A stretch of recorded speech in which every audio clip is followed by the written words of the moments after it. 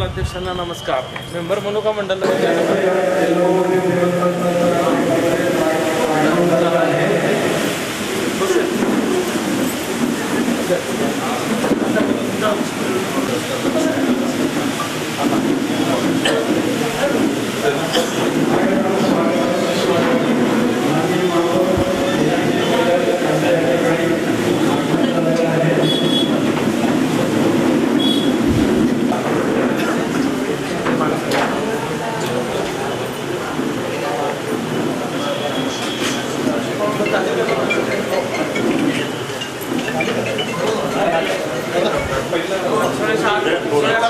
हां जरा साईड लागला तर थँक्यू.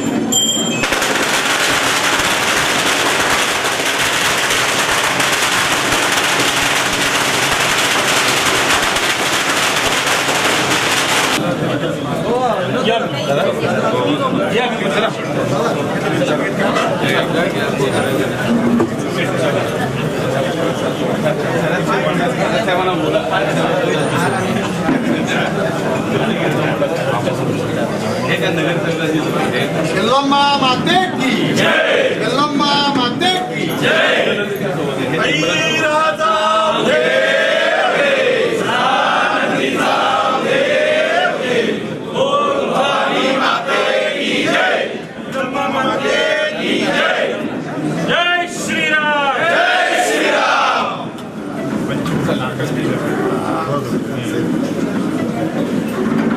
दोघं आमचे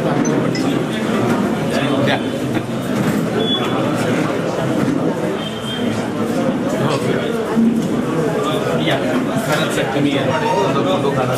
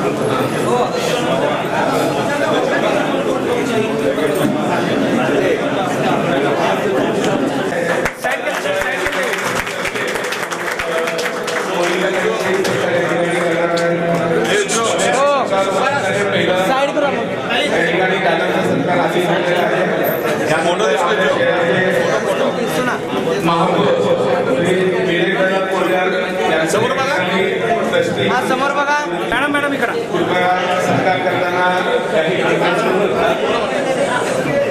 या ठिकाणी महापौर श्री विनयदादा पोळ्यार यांचा सत्कार होत आहे.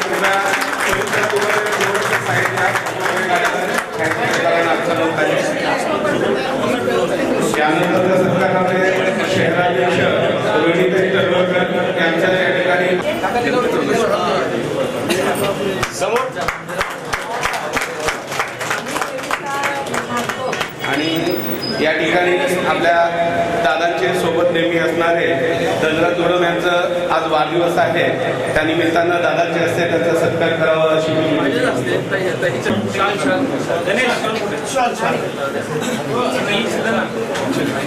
यानंतर सर्व महिला नगरसेवक एका बाजूस महिला नगरसेवक पदाधिकारी एका बाजूस देवळाच्या एका बाजूस महिला पदाधिकारी आणि नगरसेवक उभा राहतील.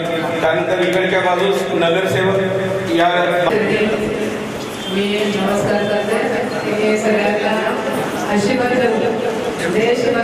राज्यामध्ये जे भारतीय जनता पार्टीचं शासन आहे ते सर्व देवांच्या, सर्व ऋषीमुनींच्या, सर्व लोकांच्या आशीर्वादाने आज 12 वर्ष पूर्ण केलेली आहे मोदीजींच्या शासनाला. त्यानिमित्त ही महाआरती इथे आमदार देवेंद्रदादांनी आयोजन केलेलं होतं. त्यासाठी उपस्थित असलेले आमदार देवेंद्रदादा, माजी म्हणजे आजी महापौर मोठ्या दादा, त्याचबरोबर माजी महापौर यांचे सर्व नगरसेवक, नगरसेविका, नेते आमचे जनुष आहेत, त्याचबरोबर सगळे पदाधिकारी, म्हणजे सगळे मंडलाध्यक्ष, या सर्वांनी आज या यल्लमा मातेचा आशीर्वाद मिळालेला आहे. आणि दादांना विशेष करून आशीर्वाद दिलेला आहे की इथे मध्यला आपल्या अनेक वर्ष आपले आमदार नव्हते. या सर्व पूर्व भागातल्या सर्व भक्तांच्या कृपेने दादांना देवीने मोठा आशीर्वाद दिलेला आहे. आज आम्ही देवीच्या चरणी मागतोय की आमच्या दादांना सुखी ठेव, समाधानी ठेव.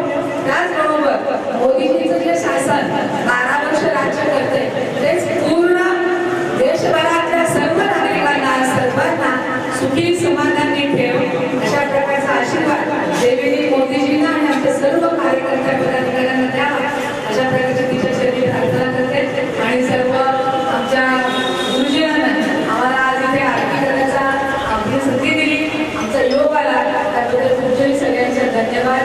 जय यल्लमा देवी. आपले भारताचे पंतप्रधान आदरणीय नरेंद्र मोदी साहेब यांच्या जे काही 12 वर्ष जनतेतून निवडून येऊन देशाच्या आपल्याला जी सेवा करत आहेत आणि आपल्या राष्ट्राला पुढे न्यायचं जे काम करत आहेत आदरणीय पंतप्रधान नरेंद्रजी मोदी साहेब यांचा आणि या ठिकाणी आपण सर्वजण त्यांना आरोग्य, दीर्घ आयुष्य लाभो या ठिकाणी आपण प्रार्थना केली. तसंच त्या कार्यक्रमाला उपस्थित असलेले आपले सर्वांचे लाडके आमदार आदरणीय देवेंद्रदादा फडणवीस साहेब, तसेच आपले अध्यक्ष प्रणिताई तनवरकरजी, परत कोल्हापुरे काका असतील, जन्नू काका असतील, ज्येष्ठ या सर्व नगरसेवक या ठिकाणी उपस्थित आहेत. आज आपण देवाचरणी हेच मागणी मागतो की आदरणीय पंतप्रधान नरेंद्रजी मोदी साहेब यांना उदंड आयुष्य लाभो, असंच आपल्या देशाची सेवा पंतप्रधानांकडून घडत राहो. आणि जे आता शहरमध्येचे आमदार आदरणीय देवेंद्रदादा कोटे यांनी आम्हाला या ठिकाणी जे महापौर म्हणून संधी दिली, त्या संधीचं एक काहीतरी सोनं म्हणून या परिसरातील काही कामं असतील तुम्ही निश्चित या ठिकाणी घेऊन यावं. आताच मगाशी सर्व ट्रस्टीच्या लोकांनी या ठिकाणी एक निवेदन दिलं. निश्चित आता मेघनाथ देबूल साहेब या ठिकाणी म्हणले की आपण ते ठरावत अध्यक्ष साहेब आपल्याला ते घ्यावं लागेल आणि घेऊन ते निश्चित आपण या ठिकाणी कमावण्याचं काम असेल. आणि उरलेला जो काय मंदिराचा जो चित्रांतराचा जो निधी आहे तो आपण आमदार साहेब या ठिकाणी शब्द दिले की आपण लवकरात लवकर त्या निधी मी या ठिकाणी उपलब्ध करून देतो. आणि निश्चित हा निधी उपलब्ध झाल्यानंतर या मंदिराचं जे काय आपण पावित्र्य आहे हे अजून उंचावेल या ठिकाणी असं मी हे करतो. आणि मला बोलायची संधी दिली त्याबद्दल सर्वांचं मनपूर्वक धन्यवाद. माननीय या देशाचे माननीय पंतप्रधान श्री नरेंद्रजी मोदी यांच्या दुसऱ्या तपपूर्तीनिमित्त आमच्या यल्लमा मंदिराची महाआरतीसाठी निवड करून आज आपण सगळे इथं आलं. मी अगोदर या आमच्या मध्य विभागाचे आमदार देवेंद्र कोटे साहेब यांचा आभारी आहे. आणि आमच्या मंदिराच्या बाबतीत एक 2 शब्द मी बोलणार आहे. आमचं मंदिर हे यल्लमा मंदिर 1930 सालापासून इथं आहे साहेब. आणि कसं 1930 सालापासून असताना 1957 साली संस्था रजिस्ट्रेशन झाली आणि त्यानंतर 1910-11 साली तर म्हणजे मंदिर जीर्णोद्धार कमिटी स्थापना करून 2012 साली आम्ही मूर्तीची नवीन मूर्ती प्रतिष्ठापना करून कार्यक्रम केला. आणि गेल्या वर्षीच आमचं एक तपपूर्ती कार्यक्रम पूर्ण झालेला आहे. आणि मी आपला पुन्हा एकदा आभारी आहे साहेब. आपण आमच्या मंदिराची निवड करून आमच्या मंदिरात एखादे महापौर येणे आमदार येणे हे प्रथमच असल्यामुळे थोडंसं आमच्या नियोजनामध्ये थोडं गडबड होत आहे, तरी आपण माफ करावे. धन्यवाद.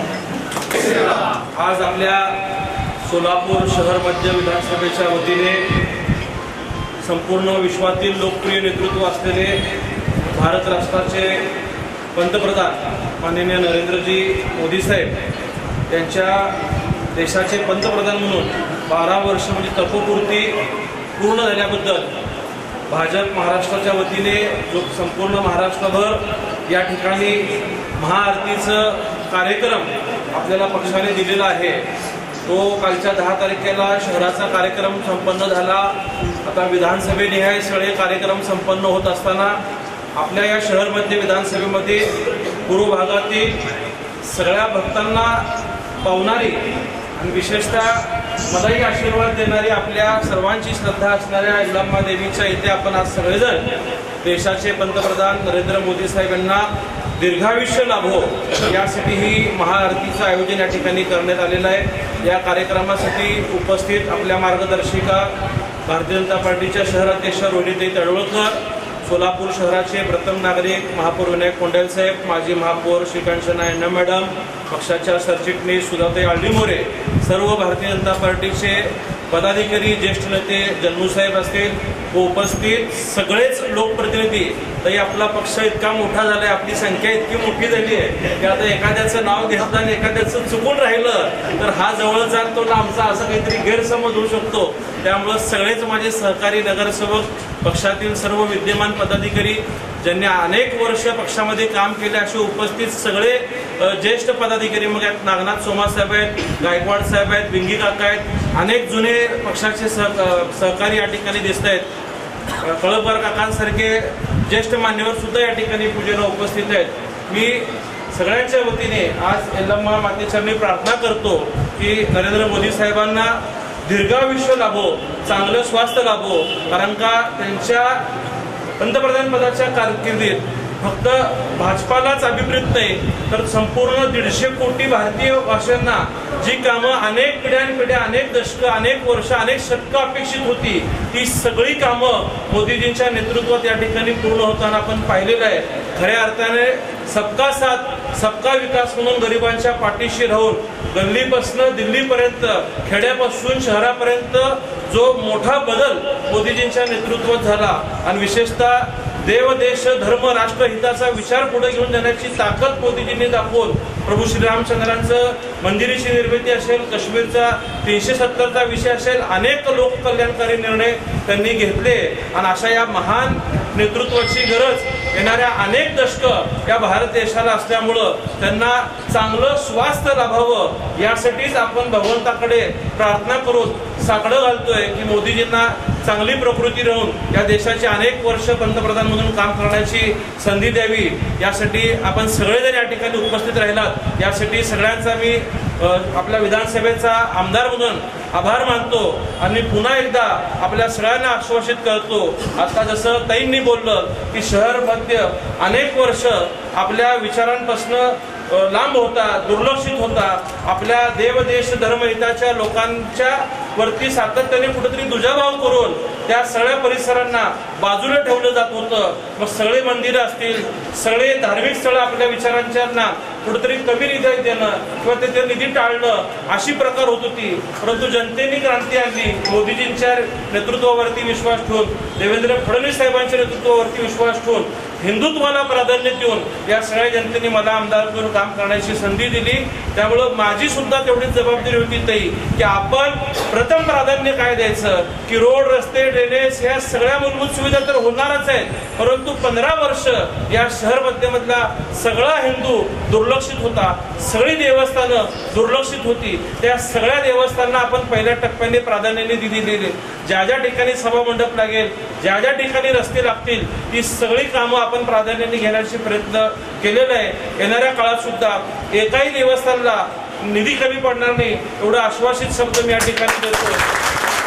आज आपल्या त्या देवस्थानने सांगितलं की 1930 ची निर्मिती आहे, जवळपास उद्याच्या 4 वर्षानंतर शतक वर्ष याही देवस्थानला पूर्ण होत आहे. एका बाजूची कमान झालेली आहे आणि दुसऱ्या बाजूची कमान होण्याची ह्या भक्तांची मागणी आहे. निश्चितच आपण त्याला सुद्धा महापालिकेतनं महापौर साहेब तुम्ही सगळे सदस्य मंजुरी घेऊन द्या. मंजुरी मिळाल्यानंतर त्याला लागेल तेवढा निधी उपलब्ध करून देण्याची जबाबदारी माझी असेल, हा सुद्धा मी शब्द देतो.